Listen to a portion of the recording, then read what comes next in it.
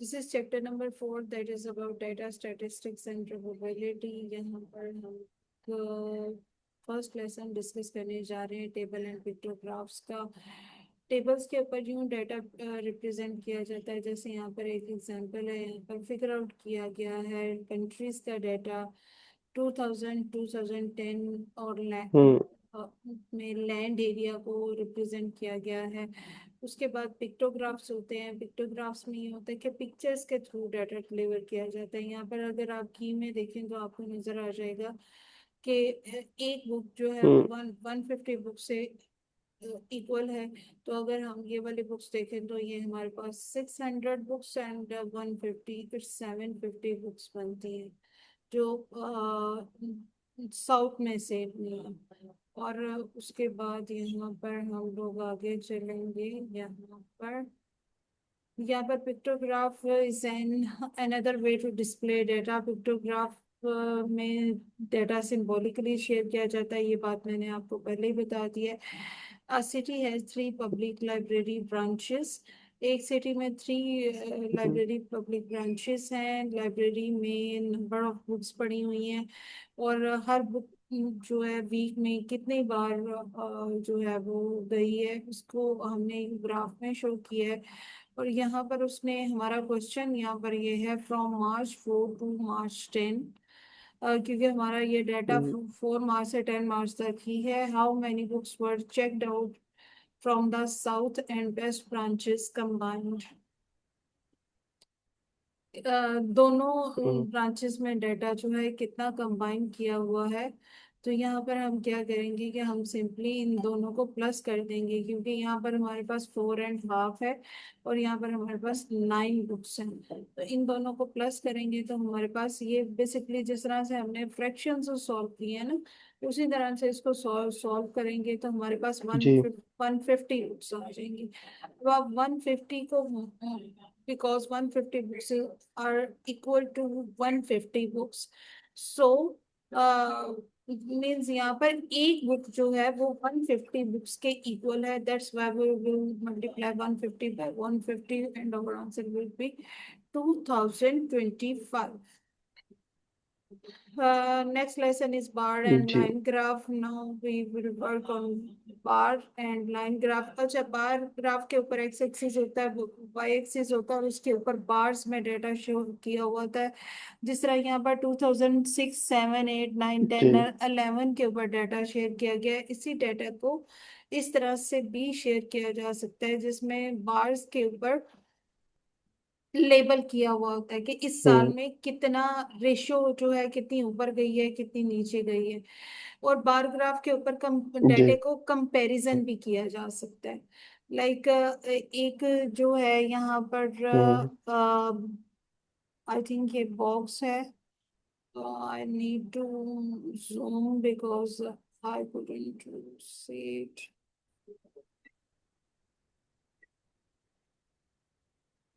ये यहाँ पर overall sorry I am unable to understand the things. यहाँ पर मुझे नहीं समझ आ रहा कि ये जो क्या लिखा हुआ है, लेकिन यहाँ पर स्केल के ऊपर जो है डाटे को कंपैरिजन किया गया है हम्म कि अगर एक लाइक अगर हमने ये जी देखना होगा 2005 में जो सर्दियों सर्दियों की क्या रेशो थी और गर्मियों की क्या रेशो थी, उसको चेकआउट करने के लिए। तो उसके बाद यहाँ पर हमारे जी पास लाइन ग्राफ आ जाएंगे। Line graph are really easy like bar graphs. यहाँ पर सबसे पहले तो लाइन के साथ हम जो है वो अप एंड डाउन होती रेशो को अंडरस्टैंड कर सकते हैं कि किस तरह बाय मंथ जो है यहाँ पर इंक्रीज हुई है, हमारे हॉस्पिटल के विजिट्स इंक्रीज हुए हैं, इंजरीज इंक्रीज हुई हैं। लाइक मई में 20 जी और अच्छा, आप मुझे ये बताएं यहाँ पर आपको क्या लगता है किस मंथ में सबसे ज्यादा जो है विजिट्स हुए, अगर आप ग्राफ रीडिंग को समझ पाए। सितंबर में यस, सितंबर में, यू आर एब्सोल्युटली राइट। और हम लाइन ग्राफ में भी कंपैरिजन कर सकते हैं। अगर पार्क ए की टिकट जो है वो 2005 में 2005 ही, आई थिंक सो, यस, 2005 में पार्क ए की जो टिकट थी वो $10 प्लस थी, और 2010 में उसकी टिकट जो है वो $40 प्लस हो गई। लेकिन पार्क बी की फीस, जो विजिट फी होती है या टिकट्स आप उसको कह सकते हैं, टिकट फी जो होती है वो $20+ थी, और 2010 तक आते आते वो सिर्फ $30 हुई।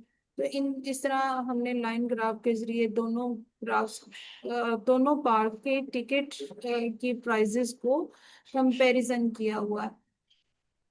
नेक्स्ट लेसन नंबर 3 है, यहाँ पर हम सर्कल जी। ग्राफ को विजिट करने जा रहे हैं। और सर्कल ग्राफ, अच्छा, सर्कल ग्राफ जो होता है वो बार ग्राफ या लाइन ग्राफ से मुझे लगता है कि ज़्यादा इजी होता है, बिकॉज इसमें आपको जो है एक ग्राफ की सूरत में एक डाटा शो किया हुआ होता है। जैसे यहाँ पर स्पोर्ट्स कैंप वीकली बजट, किसी स्पोर्ट्स कैंप का जो वीकली बजट है उसको शो किया हुआ।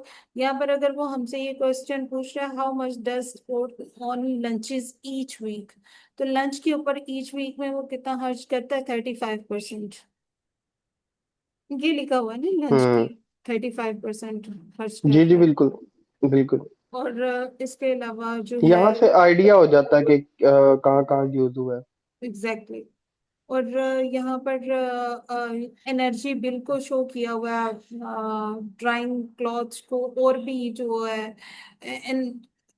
उसको शो किया हुआ है, एक और डाटा को शो किया हुआ है सर्कल ग्राफ पर। यहाँ पर भी सेम डाटा को शो किया हुआ है। अच्छा, यहाँ पर उसने हमसे ये क्वेश्चन पूछा है, according to graph what percent of average energy bill is spent on drying cloth, lightning and heating water. आपको ना इसी तरह के एग्जाम में इसी तरह क्वेश्चन आता है कि लाइक आपको क्वेश्चन आ जाएगा, नीचे हम्म। ग्राफ बना होगा और आपको नीचे 4 पॉसिबल आंसर्स होंगे, और आप you have to check right one.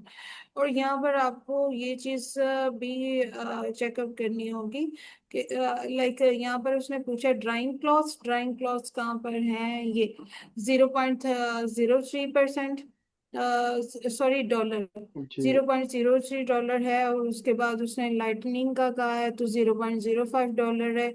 और उसके बाद उसने हीटिंग वाटर का कहा है तो $0.7 है। इन सबको प्लस करेंगे तो हमारे पास जो आंसर आएगा हम उसको, क्योंकि यहाँ पर अच्छा, यहाँ पर आपने एक चीज का ख्याल रखना है कि हमेशा जो लाइन ग्राफ, बार ग्राफ या सर्कल ग्राफ से रिलेटेड आपसे क्वेश्चन पूछा गया है उसका आंसर आपने परसेंटेज में देना है। लाइक आपने इन तीनों को प्लस किया, 0.025 आंसर आया है, 0.25 को आप परसेंटेज में चेंज करेंगे। ठीक है, वो सिंपली जी आप कैलकुलेटर से कर सकते हैं। जी।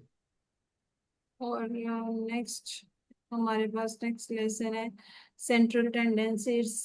Too much easy, because central tendency को हम अगर इसके एग्जाम्पल पे जाके देखें तो वो ज़्यादा इजी हो जाएगा। ये जिस तरह से हमने ये जो बार्स के बारे में पढ़ा था, कि आपको शायद आइडिया हो कि इसमें 5, मतलब 4 लाइंस लगा के फिफ्थ को उसके साथ क्रॉस कर दिया जाता है, तो ये 5 डिजिट बन जाता है। 5 और 1 यहाँ पर 6 डिजिट जी होगा। तो यहाँ पर उसने, हम लोगों ने जी। सेंट्रल सेंट्रल टेंडेंसी के लिए उसने हमारे पास क्वेश्चन है, the table below shows the ages of customer at lowest dinner at 4-day period. What percent of customers were 40 years old? तो उसके लिए हम क्या करेंगे कि हम सिंपली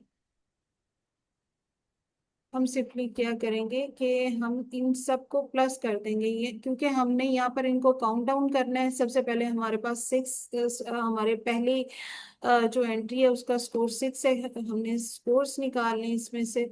और सेकंड एंट्री पे हमारा स्कोर जो है वो बन रहा है 18, क्योंकि यहाँ पर 5 + 5 + 5 + 5, 27। 28 बन रहा है, 28 स्कोर बन रहा है।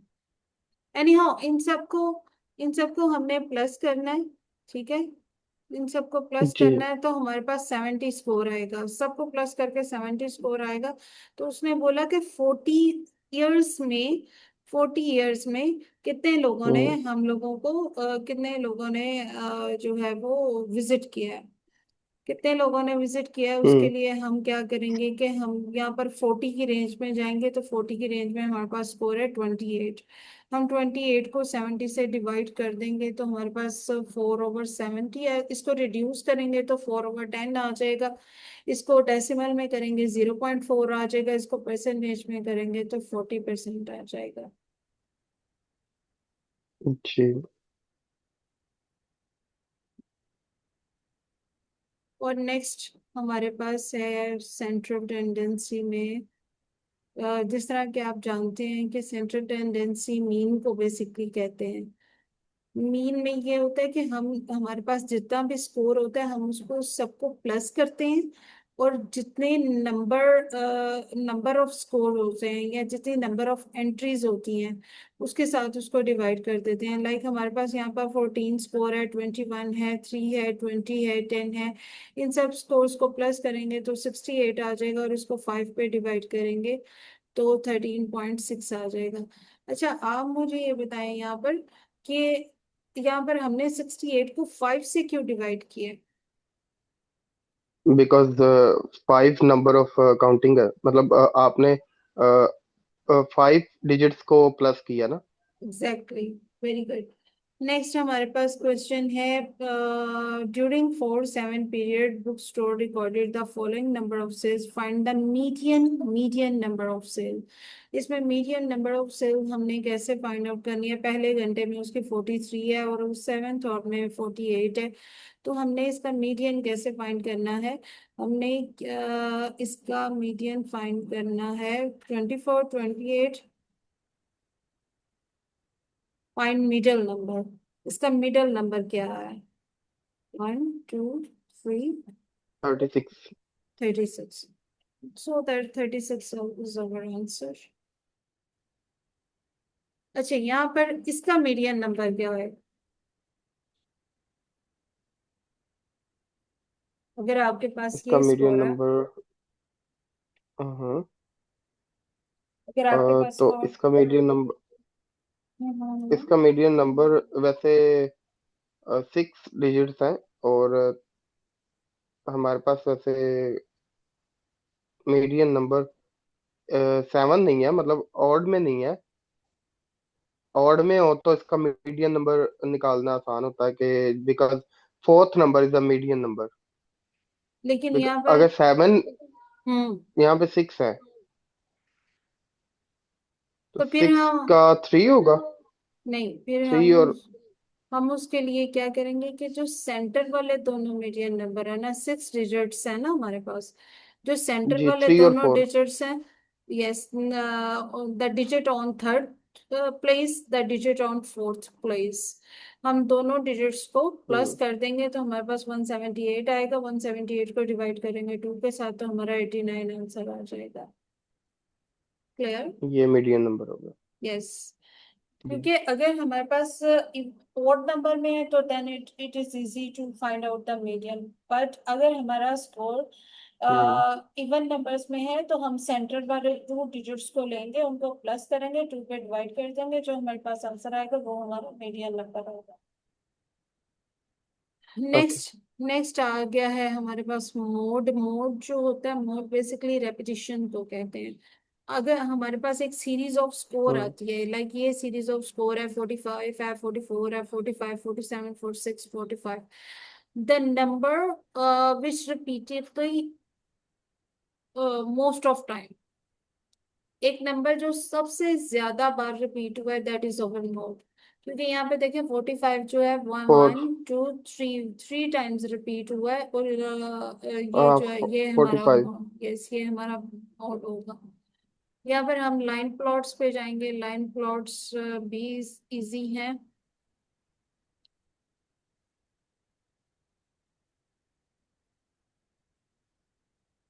ये रहा हमारा लाइन प्लॉट्स। अच्छा, लाइन प्लॉट्स इसलिए इजी है कि लाइन प्लॉट्स प्लॉट्स में I think, sorry, line plots में ये है कि लाइन प्लॉट्स में आपको इस तरह से स्कोर शो हो रही होगी एक टेबल के अंदर। यहाँ पर आपका ये अच्छा। डिजिट्स हैं, और इस तरह से आपको स्कोर शो हो रही होगी। What happened to this? Ji.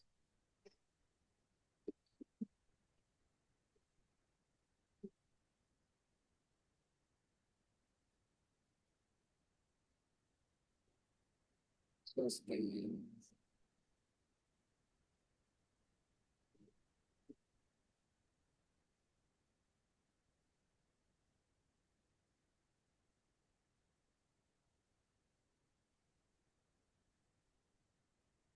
O actually the thing is that कि मैंने इसको बहुत ज्यादा जूम किया हुआ। हम्म। मैं कह रही थी ये क्यों सेट नहीं हो रहा, तो ये वजह। अच्छा, ये उसके जिम के वीकली विजिट्स हैं और ये नंबर ऑफ स्टूडेंट्स हैं। हमने इसको लाइन के ऊपर कैसे शो करना है, हमने इसको लाइन के ऊपर इस तरह से शो करना है, हमें एक नंबर लाइन बनाएंगे और नंबर लाइन के ऊपर एक्स में इसको शो कर देंगे, लाइक 0 वीक में 1 स्टूडेंट आया है। जहाँ पे अभी काउंटिंग हमारी अभी स्टार्ट भी नहीं थी हुई वीक्स की, तो हमारे पास 1 स्टूडेंट का विजिट आ भी गया था। और फिर फर्स्ट वीक हम्म। में 2 स्टूडेंट्स आए हैं तो हमने 2x बना देने हैं, 3 में 3 स्टूडेंट आए हैं तो हमने 3x बना देने। फोर्थ वीक में क्योंकि हमारे पास कोई स्टूडेंट नहीं आया तो हम यहाँ पर कोई x नहीं बनाएंगे। तो ये बेसिकली ये होता ही है कि आपके सामने इस तरह टेबल आएगा और आपको नीचे 4 लाइंस दी हुई होंगी और आपको बताना है कि which one is correct, which one is right. अच्छा, इसको इस तरह से डॉट्स के ऊपर भी शो किया जा सकता है, not compulsory you have to draw, you have to X. Right X. आप डॉट्स के साथ भी इसको शो कर जी। सकते हैं।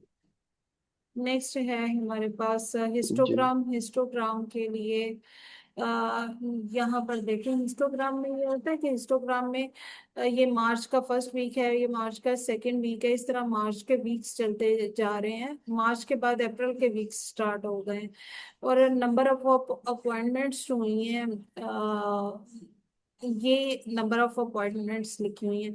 इसको हिस्टोग्राम पे कैसे शो करना है, इस तरह से।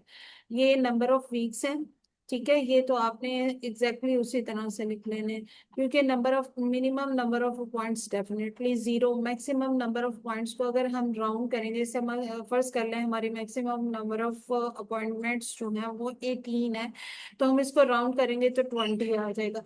अब हमने यहाँ पर एक सीरीज जनरेट करनी है, लाइक आप इस तरह कर लो, 0, 5, फिर 10, 15, 20 कर लो। 4 4 के साथ सीरीज कर लो, 0, 4, 8, 12, इस 8, 12, 16, 20 कर लें।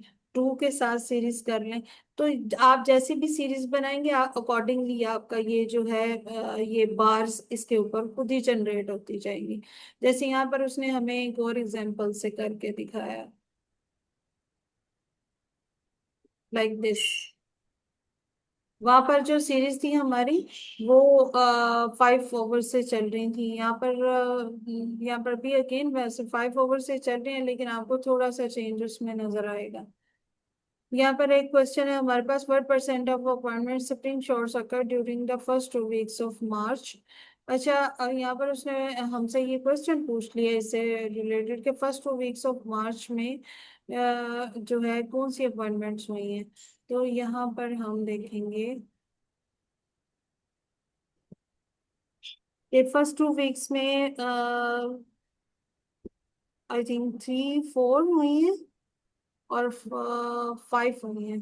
चलें देखते हैं जी। हाँ, उसने बोला 2% हुई है और 5% हुई है। आप 2% को 5% के साथ प्लस करेंगे, आप definitely 70%, 7%, not 70%, it's 7%, 7% approximately is your answer. ठीक है, नेक्स्ट चलते हैं। जी। Probability. Probability is also easy, क्योंकि प्रोबेबिलिटी में आपको there are 2 section label on the spinner and there as in all. Sorry, मैं एक पेज मिस कर गई। ये प्रोबेबिलिटी है। यहाँ पर आपको एक स्पिनर नजर आ रहा है, ठीक है, स्पिनर में आपको ये डिजिट्स नजर आ रहे हैं, 1, 4, 2, 4, 3। अब यहाँ पर इससे रिलेटेड हम क्वेश्चन को देखेंगे, then we will able to understand more. There are, ये टोटल सेक्शन कितने हैं, 8। और उसने बोला there are 2 section label 4 on spinner, दे, और टोटल सेक्शन जो है 8 है। यहाँ पर उसने क्वेश्चन भी दिया होगा हमें, हाँ। The spinner is divided into 8 equal section, what is the probability of spinning of four on spinner. Four की प्रोबेबिलिटी इस ठीक स्पिनर के ऊपर हमें बतानी है। तो हम कैसे बताएंगे? हम जानते हैं कि इस सर्कल के टोटल सेक्शन जो है वो 8 है, और फोर फोर स्पिनर में कितनी है जी। 2 टाइम्स आया है, राइट? राइट। तो 2/8 हमारे पास फ्रैक्शन बनती है, इसको हम रिड्यूस करेंगे 1/4 हो जाएगा। 1/4 को डेसिमल में चेंज करेंगे 0.25 आएगा, और 0.25 को परसेंटेज में लेकर जाएंगे तो हमारे पास हो जाएगा 25। बस। और यहाँ पर हमारे पास एक और एग्जांपल है, Ricardo and Scott use the same spinner to play a game. अच्छा जी, वो अगेन उसी स्पिनर पे अभी अटका हुआ है। वो कह रहे हैं कि they kept a tag to number that they got each spin of 20 spins, the number are shown below. वो कह रहे हैं कि आपको इस बार जो हमारे स्पिनर के ऊपर नंबर है वो हमने आपको बता दिए हैं, और इसका आपने क्या करना है, based on their result what is experimental probability of spinning four. Four का ही उसने हमसे पूछा है। तो हमने डेफिनेटली हमें पता है कि 6 टाइम्स 4 रिपीट हुआ है, और हमारी टोटल जो स्पिनिंग की वो है सेक्शन जो है, डिवीजन जो है वो 20 है। जी। 6/20, दैट्स 3/10, 0.3 एंड 30%। क्लियर? ठीक है। And let's move on. Dependent or independent probability. The thing is same in all, in both. Like ये रही हमारी जो हमने अभी स्टडी की है स्पिनर के ऊपर, वो थी डिपेंडेंट प्रोबेबिलिटी। अभी हम स्टडी करने जा रहे हैं इंडिपेंडेंट प्रोबेबिलिटी। इंडिपेंडेंट प्रोबेबिलिटी में ये होता है कि जी। आप जो है ना वो टोटल नंबर पर डिपेंड नहीं कर रहे होते। लाइक यहाँ पर एक बॉक्स है, बॉक्स में आपको जो कलर डॉट्स हैं वो कितने हैं? 4। ओ। 4 है ना? तो जी। इसमें इसमें सेम है ना कि ये देखो, 4 को उसने 4/6 ही तो लगाया है, तो चेंज क्या है इसमें? सिर्फ ये कि वो स्पिनर पे है और ये आउट ऑफ स्पिनर है। हम्म। तो ये 5 है तो ये थ्री ओवर 4/6। ये 4/6 हाँ किया है ना उसने, which reduce to G. Over three और देन उसने जी। दूसरी प्रोब अच्छा अच्छा ठीक हो गया। Dependent dependent very dependent probability होगी वो सिर्फ एक पे, यानी एक ऑब्जेक्ट पर कंसिस्ट करती है। जो इंडिपेंडेंट होगी वो उसमें आप दो ऑब्जेक्ट्स की प्रोबेबिलिटी को कंपेयर करेंगे। कंपैरिजन कैसे करेंगे? जैसे इसकी प्रोबेबिलिटी हमारे पास आ रही है 2/3, राइट? 4/6 थी ना? फोर जी।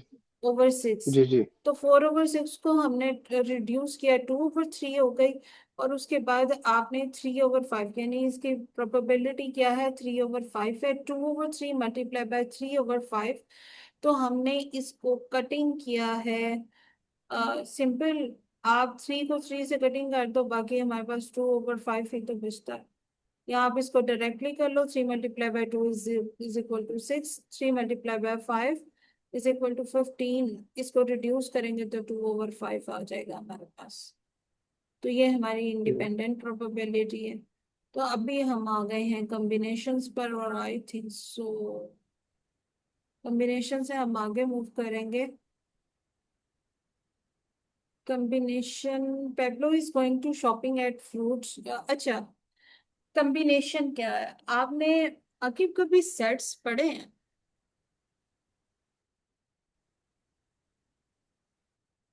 लाइक क्या वो मैं। वो होता था ना कि उसमें आपने करना होता था, दो सेट होते थे, ABC, और फिर उन दोनों को सबको हाँ। आपस में मतलब मिलाना होता था। जैसे ये A है, B और C। ये हमारा एक सेट हो गया। हम्म। ठीक है। अब दूसरी साइड पे हम क्या करेंगे, हम 1 2 3 लिख लेंगे। जी। 1 2 3। ठीक। ठीक है। अब हम पहले ए को क्या करेंगे, ए को सबके साथ मिला के लिखेंगे। A1 A2 A3। फिर B1 H3। B2 B3। फिर B2। C1 C2 C3। फिर हम क्या करेंगे कि यहाँ पर जो है इनको वापस मिलाएंगे। 1A 2A 3A। मतलब इनका आपस में हम लोग सेट्स बनाएंगे। अच्छा, आप ये इधर जो इन्होंने एग्जांपल दी हुई है ना, वो भी बहुत अच्छी है। लाइक यहाँ पर उस उन्होंने एग्जांपल दी हुई है कि आपके पास दो बास्केट्स हैं, apple banana grapes and pair. और जो है, हाँ, Pablo is going to shopping at food stand, sell apples, banana, grapes, and pears. Polo will buy two different kind of fruit.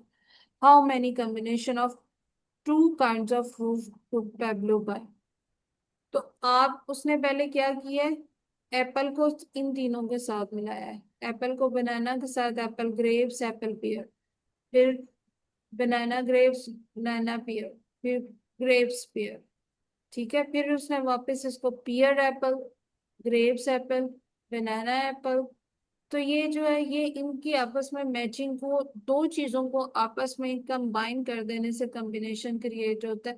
अच्छा, यहाँ पर जो बात अंडर जो हमारी इंफॉर्मेशन के लिए बात है वो है ये कि यहाँ पर उसने एप्पल को बनाना से मिलाया, एप्पल को फिर ग्रेप से मिलाया, फिर बीफ और हाँ बनाना को ग्रेप से मिलाया, फिर एप्पल को पियर से मिलाया, बनाना को पियर से मिलाया, ग्रेप्स को पियर से मिलाया। अब एप्पल के कितने सेट बने हैं, एप्पल के 3 सेट बने जी। हैं। बनाना के कितने सेट बने हैं, बनाना के भी 3 बने हैं, ग्रेप्स के भी 3 बने हैं, पियर के भी 3। और टोटल सेट हमारे बन गए हैं 12। ऐसा ही है। जी। जी। वैसे सेट का भी एक्सपीरियंस किया है अपनी एजुकेशन जर्नी में? जी। एक्सपीरियंस तो नहीं किया। चलो फिर घर जो, अभी अब ऐसे करना कि जो है ना, 4 एप्पल्स, 4 बनानास, 4 पियर्स और 4 ग्रेप्स के वो दाने रख के सेट बनाना, और फिर देखना कितने बनते हैं। ठीक है। हम्म। जैसे यहाँ पर देखिए, यहाँ पर उसने एक और एग्जांपल दी है। उसने बोला कि मेरे पास एक शर्ट है, येलो रेड और ग्रीन। ठीक है। हम्म। फिर उसने यहाँ पर अब पैंट्स के कलर्स बताए। उसने कहा मैं येलो शर्ट को जी। ब्लैक पैंट से भी पहन सकता हूँ। ठीक है। मैं येलो शर्ट को जी। ब्लू पैंट से भी पहन सकता। फिर उसने क्या किया, यहाँ पर आप उसने, और उसके पास शूज के भी दो दो जोड़े हैं। हम्म। मतलब इसको मजीद जो है वो सेट्स में चेंज कर दो, तो वो टोटल कितने आउटफिट्स बन जाते हैं, 12 आउटफिट्स बन जाते हैं। अगर मेरे पास 3 शर्ट्स हैं, 6 पैंट्स हैं, और मेरे पास 12 शूज हैं, तो मैं जो है हम्म। अपने 12 आउटफिट्स बना सकती हूँ। जी। 3 × 2 = 6। 3 जी। multiplied by 2 is equal to 6.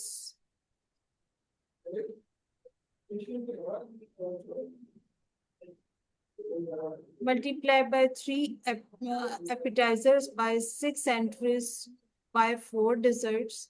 3 multiplied by 6 multiplied by 4 72।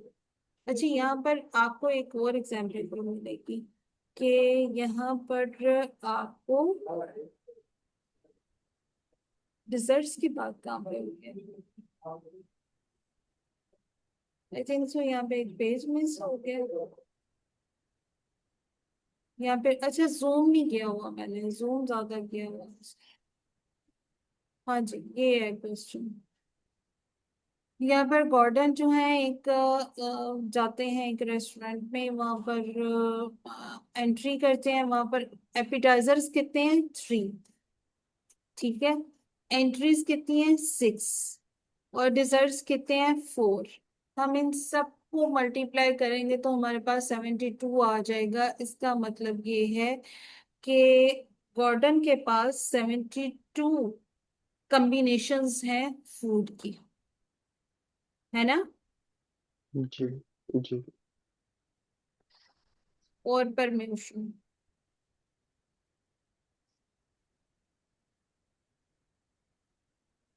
अच्छा जी, परम्यूशन में उसने बताया कि जो अलीजा है, हम्म। Eliza is planning her off day. She wants to visit the museum. यहाँ पर भी सेम जो है ना कॉम्बिनेशन से मिलती हुई चीजें हैं, क्योंकि उसने टोटल काम कितने किए हैं। उसने सबसे पहले अपना डे प्लान किया है, फिर वो आर्ट म्यूजियम गई है, फिर उसने न्यू कॉफी शॉप से कॉफी ली है, फिर उसने अपनी मामा को कॉल की है, 3 काम हो गए। और फिर चौथा काम उसने एक वॉक भी की है, but not necessary in that order. How many possible sequence of those activities are there. इसने उसने टोटल अच्छा, कॉम्बिनेशन में आपने क्या करना होता है, कॉम्बिनेशन में आपने सारे जो सेट्स हैं उनको आपस में मल्टीप्लाई कर देना होता है, ठीक है। और परम्यूशन में क्या करना होता है कि आपने बैक ऑर्डर में सबको मल्टीप्लाई कर देना होता है। मतलब उसकी टोटल एक्टिविटीज 4 है ना, तो हाँ आपने इसको 4 को रिवर्स कर जी। देना है। 4 × 3 × 2 × 1 इज इक्वल टू 24। अब यहाँ पर देखें, 10 runners are completing the prizes of 4 first second third place he was possibly sequence of top 3 winners are there। तो हम यहाँ पर आएंगे तो हम उसने, क्योंकि वो 10 के ऊपर है ना, तो हम उसको 10 को रिवर्स करेंगे तो हमारे पास ये मल्टीप्लीकेशन आ जाएगी, 10 × 9 × 8 × 7। तो लास्ट में हमारे पास 720 आ जाएगा। मतलब उसके रिवर्स को सीक्वेंस में मल्टीप्लाई कर देने हैं। अपने जो भी डिजिट हमें मिलेगा उसको हमने रिवर्स में लेके जाके मल्टीप्लाई कर देना। हम्म।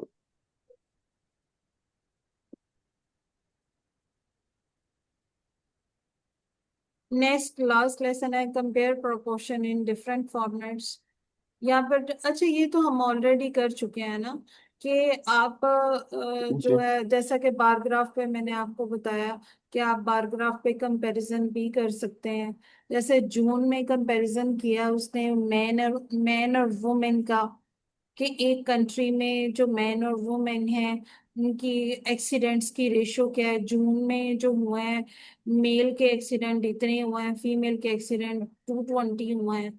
ठीक है, ये कंपैरिजन जो है हम इजीली शो कर सकते हैं। और आपको पता है कि हम लाइन ग्राफ पर भी कंपैरिजन शो कर सकते हैं। जैसा कि यहाँ पर उसने टाइम का टाइम वेलोसिटी का जो है शो किया हुआ है, टाइम का कंपैरिजन शो किया हुआ है। और इसके अलावा जो है हम, हाँ, this was our last page. The following velocity time graph shows the rate of acceleration of two classic muscle cars. The newer mode, the Heranes, is able to acceleration of 0 to 60 मील per hour. ये I think cars के name है। और उसने बोला कि वो 0 to 60 मील पर आवर के हिसाब से कर सकती हैं इन 8 सेकेंड्स। हम 8 को हम्म। राउंड अप करेंगे तो 10 आ जाएगा। ये हमारा 0 पॉइंट है। और यहाँ से हम अपना रेशो स्टार्ट करेंगे। और क्योंकि उसने बोला था कि ये 60 मील्स पर आवर के हिसाब से सफर कर सकती हैं, तो हम 60 तक भी रख सकते हैं, और अगर हम थोड़ा बढ़ाना भी चाहें तो बढ़ा भी सकते हैं।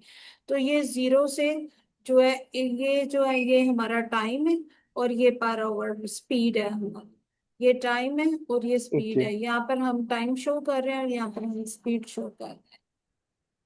तो so this was all about chapter number 4। So Sakit, is there any question, anything in your mind about chapter number 4? ये जो लिखा हुआ है यहाँ पे, use a formula for slope of the line, hmm. Rise and run. अच्छा, ये इसी के बारे में बताया है कि हम्म। ये जो ग्राफ बनाया है उन्होंने। ये सिंपली फार्मूला तो आखिर वही होगा ना कि हमने क्या करना है कि हमें जो क्या दिया हुआ है मील्स पर आवर को हम तो स्पीड के ऊपर डिवाइड कर देंगे। हमें 60 पर हम्म। मील्स पर आवर दिया हुआ है और 8 सेकेंड्स में उसने बोला है, तो वो 60 मील्स पर आवर के हिसाब से 8 सेकेंड में वो इतना सफर तय करके सिंपली हम 60 को 8 से डिवाइड करेंगे तो 7.5 आ जाएगा हमारे पास। हम्म। ठीक और एनीथिंग एल्स? है। नो। ओके देन मैं आपको फोर्थ चैप्टर का शेयर करूंगी टेस्ट आपको, वो आप मुझे वीकेंड पे करके शेयर करेंगे, ठीक है? जी ठीक है। अल्लाह हाफिज़।